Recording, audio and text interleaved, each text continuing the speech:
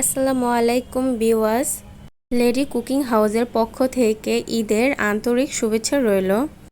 আজ আমি ঈদের স্পেশাল ঝরঝরে বা জর্দা শ্যামাই রেসিপি তৈরি করে দেখাচ্ছি। আশা করছি আমার এই রেসিপিটি আপনাদের খুব ভালো লাগবে। তাহলে শুরু করছি।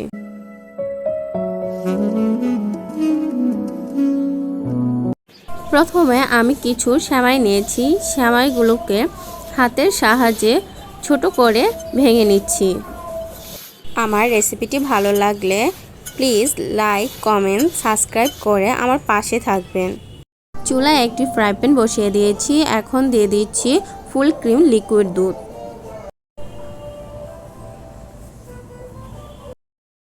দুধটা জাল দিয়ে বলক আনিয়ে নিচ্ছি। এখন দিয়ে দিচ্ছি 2 কাপ চিনি। চিনিটি আপনাদের পরিমাপ অনুযায়ী দিয়ে দেবেন।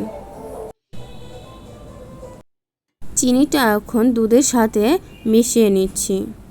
দিয়ে দিচ্ছি সামান্য পরিমাণ লবণ। দিয়ে দিচ্ছি 2টি তেজপাতা মাঝ বরাবর ফেলে দিয়েছি।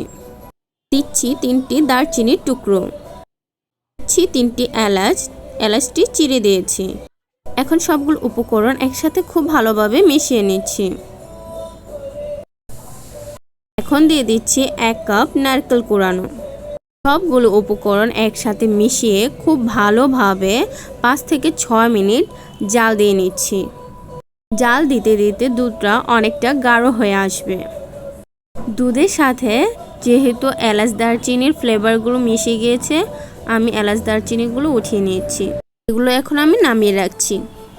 চুলায় একটি ফ্রাই প্যান বসিয়ে দিয়েছি। দিয়ে দিচ্ছি 2 চামচ ঘি। এখন দিয়ে দিচ্ছি বাদাম। এখানে আমি 4 রকমের বাদাম দিয়েছি। বাদামগুলো ঘিয়ের সাথে হালকা ভেজে নিচ্ছি।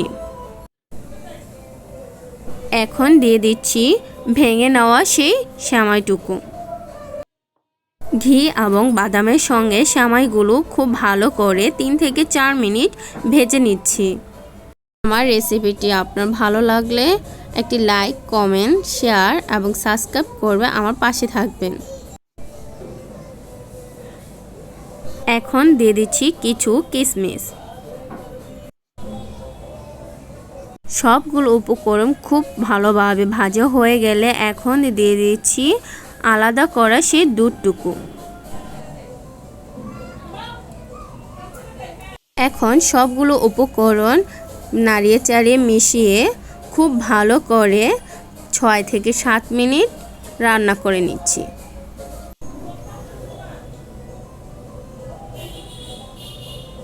সবগুলো উপকরণ রান্না করতে করতে অনেকটা ড্রাই হয়ে আসবে।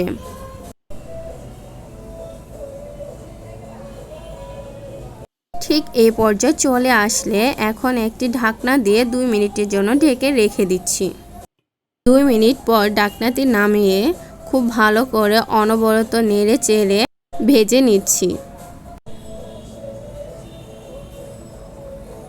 দেখতেই পাচ্ছেন আমার জর্দার সেমাইটি কতটা সুন্দর ঝরঝরে হয়েছে।